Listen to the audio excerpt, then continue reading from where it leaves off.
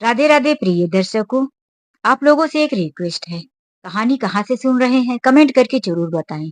मैं यह कहानी मुंबई से बना रही हूँ। मेरा नाम ललिता नामदेव है और कहानी बनाने का दिन है 1 फरवरी 2025। कौशल जी 60 की उम्र पार कर चुके थे।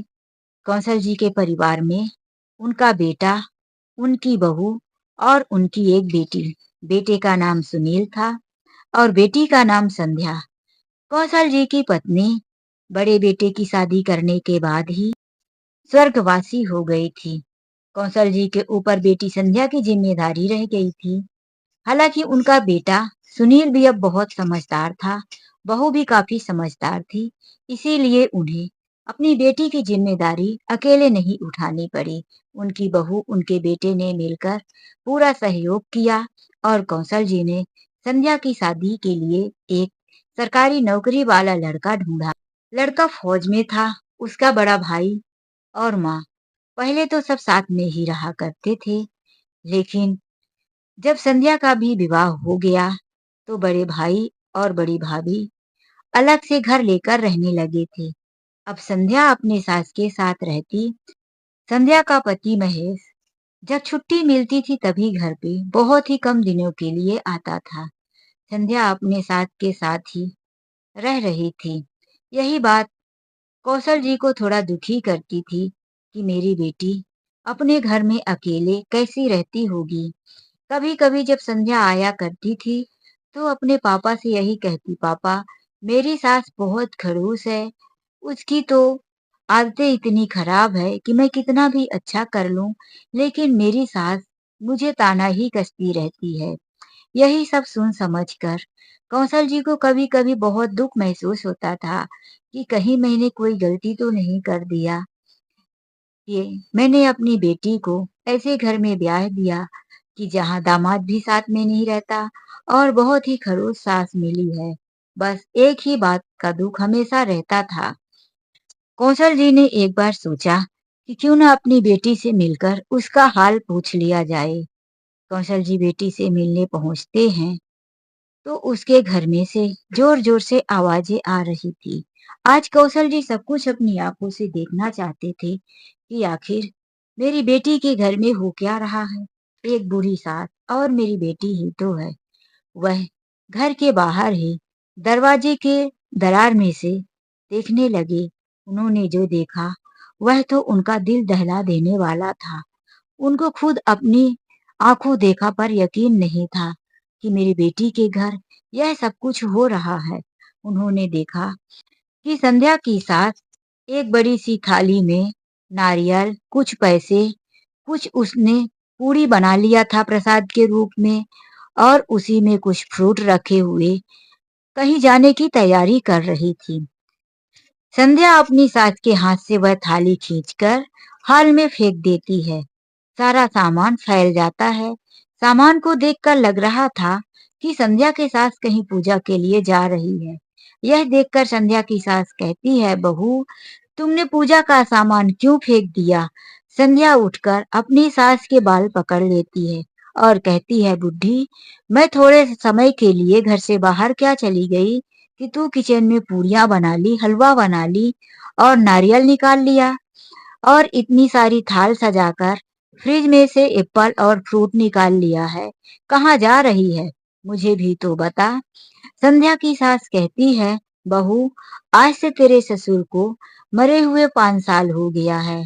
हमारे घर में तो कोई श्राद्ध या ससुर के तेरे नाम पर पूजा पाठ तो होता नहीं है। तो मैंने सोचा कि क्यों ना मैं मंदिर में जाकर हलवा पूरी और कुछ फल फ्रूट चढ़ा दूं। वहां गरीबों में यह प्रसाद बांट दूंगी। यह देखकर संध्या अपनी सास का बाल जोर से खींचते हुए कहती है, बुढ़ी तेरा पति तो मर गया पर तुझे छोड़कर गया। तेरी हिम्मत कैसे हुई किचन में जाकर तूने देसी घी से पूरियां बनाई। यह देसी घी क्या तेरे बाप ने तुझे भेजा है। बहू की यह बातें सुनकर संध्या की सास कहती है, बहू ऐसा क्यों कहती है, क्या तेरे मायके से आया है। यह जो कुछ भी है सब मेरे बेटे की कमाई है।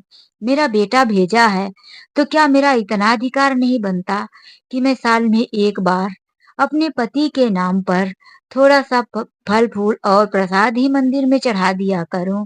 बहू, तूने सब कुछ बिखरा दिया, फैला दिया। तेरे ससुर के लिए ही लेकर जा रही थी। और वैसे भी घर में तू जो मुझे देती है, बासी या कि 2 दिन का पड़ा, 1 दिन का पड़ा नहीं देती तो भी मैं किसी तरह से भूख प्यास सहकर अपना जीवन का गुजारा कर लेती हूँ, किसी से नहीं कहती। लेकिन आज तूने मेरे साथ इतना बड़ा अत्याचार किया, पूजा की थाली तूने गिरा दिया। बहू, यह बहुत बड़ा अपशगुन होता है। अपनी सास के बालों को छोड़कर कहती है, बुद्धि, अब सगुन या सगुन यह सब तू जान। सारा गिरा हुआ सामान उठा और एक साइड में रख, हाल में झाड़ू पोछा कर, उसके बाद जा किचन की साफ सफाई कर। आई मंदिर जाने वाली, यह कहकर वह अपने कमरे में चली जाती है। संध्या के पिताजी दरवाजे के बाहर खड़े यह सारा दृश्य देख रहे थे। आज उन्हें यह सब कुछ देखकर उनकी आंखों से आंसू बहे जा रहे थे। उनका दिल गुस्से और क्रोध से कांप रहा था। उनकी हिम्मत नहीं हुई कि वह दरवाजे को खटखटाए और अपनी बेटी के घर पर जाए। वह सीधा अपने घर वापस चले आए और आकर आंगन में एक पेड़ के नीचे पड़ी हुई कुर्सी पर बैठकर उसमें अपना सर टिकाकर आंसू बहा रहे थे। तभी कौशल जी की बहू बाहर आकर देखी कि बाबूजी रो रहे थे। उनकी बहू ने पूछा, बाबूजी क्या हुआ? आप तो संध्या से मिलने गए थे, फिर ऐसा क्या देख लिया कि आप रो रहे हैं? संध्या को बहुत तकलीफ है क्या अपने मायके में? वह ठीक तो है ना बाबूजी? बताइए, अगर ऐसी कोई परेशानी है तो आप इतना दुखी क्यों हो रहे हैं? अभी मैं आपके बेटे को लेकर संध्या के घर जाती हूँ और उसे अपने साथ लेकर आऊंगी। यह सब सुनकर कौशल जी उठकर खड़े हुए। नहीं बहू, संध्या का नाम भी मत लो मेरे सामने। मैंने जो कुछ अपनी आंखों से देखा, मुझे यकीन नहीं हो रहा कि संध्या मेरी ही बेटी है। मेरी ही परवरिश पर उसने आज क्या क्या कलंक लगा दिया। संध्या ने जो जो अपनी सास के साथ किया था, वह सारी बात कौशल जी अपनी बहू को बताते हुए रोए जा रहे थे कि मैंने कभी सोचा नहीं था कि मेरी बेटी ऐसी निकलेगी। वह तो कहती थी कि मेरी सास मुझे परेशान करती है और हम आज तक यही सोचते आए थे कि संध्या की किस्मत खराब है जो संध्या को ऐसी सास मिल गई है। लेकिन जब मैंने अपनी आंखों से सच देखा तो मुझे यही लग रहा है कि उस विधवा और बूढ़ी औरत की किस्मत खराब है जो मेरी बेटी उनकी बहू बन गई है। यह कहकर वह बिलख बिलख कर रोने लगे। अपने ससुर को इस तरह से रोता देख संध्या की भाभी ने ससुर से कह दिया, पापा जी, आप चिंता मत कीजिए। यदि ऐसी बात है तो बहुत ही जल्द भाई दूज आने वाला है और संध्या हमारे घर आएगी। संध्या को हम सबक सिखाएंगे, उनकी गलतियों को हम सुधारेंगे। नहीं बहू, तुम ऐसा कुछ नहीं करोगी और संध्या को भाई दूज पर हमारे घर के अंदर नहीं आने दोगी। संध्या का जो रूप मैंने देखा, वह देखकर मुझे अपने ही बेटी से नफरत हो गई है। नहीं बाबूजी, नफरत करने से रिश्ते बदल नहीं जाते, ना इंसान सुधर जाता। हमें संध्या को सुधारना होगा, उसकी गलतियों का एहसास करवाना होगा। इसकी जिम्मेदारी मैं लेती हूँ। बाबूजी, मैं सब कुछ ठीक कर दूंगी। बहू और ससुर में यह वार्तालाप हुआ। फिर कुछ समय के लिए कौशल जी भी मन में आश्वस्त हो गए कि अब मेरी बहू जरूर कुछ ना कुछ करेगी। कुछ ही दिनों के बाद जब भाई दूज आया, और भाई दूज के दिन हर साल ही संध्या अपने मायके आया करती थी। जब संध्या भाई दूज के दिन अवसर पर मायके आई तो उसने देखा कि पहले उसके घर से अब का माहौल बिल्कुल बदला हुआ था। पहले तो बाबूजी एक पलंग निकाल कर आंगन में ही गद्दे और तकिए में आराम से बैठे रहा करते थे। लेकिन आज ना तो वहां कोई पलंग था और ना ही बाबूजी। यह देखकर संध्या को कुछ आश्चर्य सा लगा और वह अंदर गई। भाभी, ओ भाभी, बाबूजी कहाँ हैं? संध्या की भाभी बोली, होंगे कहीं पड़े होंगे। अरे अब उनकी उम्र हो गई है, एक जगह थोड़ी ना बैठते हैं। संध्या बोली, क्या मतलब भाभी, उम्र हो गई है तो? क्यों, बाबूजी तो हमेशा आंगन में ही यहीं सामने पलंग निकाल कर आराम किया करते थे। मुझे नहीं पता संध्या, होंगे कहीं। चलो आओ, मैंने तुम्हारे लिए चाय और नाश्ता बनाया है, बैठो और बताओ, घर में सब कैसे हैं? तुम्हारी सास कैसी है? तुम्हारे पति जी अभी ड्यूटी से वापिस आए कि नहीं? यह सुनकर संध्या बोली, नहीं, मेरे पति तो नहीं आए। और सास का क्या? वह खरूस जैसी थी वैसी ही है, वह कभी बदलने वाली नहीं है भाभी। यह सुनकर भाभी के मन में लगा कि खरूस कौन है, वही जानता होगा। फिर उसने नाश्ते का प्लेट लेकर टेबल पर रख दिया और अपनी ननद का हाथ पकड़कर कहने लगी, चलो नाश्ता करो। संध्या ने अभी अपने पिताजी को नहीं देखा था, तो उसका मन नहीं कर रहा था कि वह नाश्ता करे।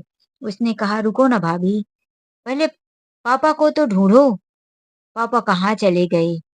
संध्या की जब से माँ गई थी, तो संध्या अपने पापा को बहुत याद किया करती थी। संध्या पहले से ही छोटी थी, तो अपने पापा की लाडली हुआ करती थी।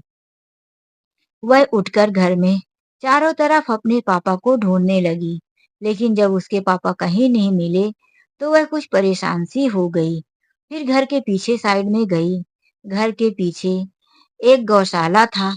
वही गौशाले में आधे में गाय बंधी हुई थी, आधे में एक पुरानी खाट रखी थी। उसी में उसके बाबूजी पड़े थे। यह देखकर संध्या बोली, बाबूजी, आप इस गंदगी वाले जगह में यहाँ क्या कर रहे हैं आप? क्यों बैठे हैं? पीछे पीछे संध्या की भाभी भी आ गई थी। कहने लगी, अरे यहाँ नहीं बैठेंगे तो क्या महल में बैठेंगे अंदर? तुम्हारे बाबूजी की उम्र हो गई है, बुढ़े हो गए हैं, तो अब उन्हें महल में बैठने की जरूरत नहीं है। इसीलिए मैंने ही उनकी खाट यहाँ डाल दी है। पूरा दिन खांसते रहते हैं, जब देखो कुछ ना कुछ खाने को मांगते रहते हैं। इस उम्र में ज्यादा खाने को नहीं चाहिए। यहीं पास में बाथरूम भी है, जब उनको जाना हो इधर चले जाए। घर के अंदर पूरे थूक थूक के रखते हैं।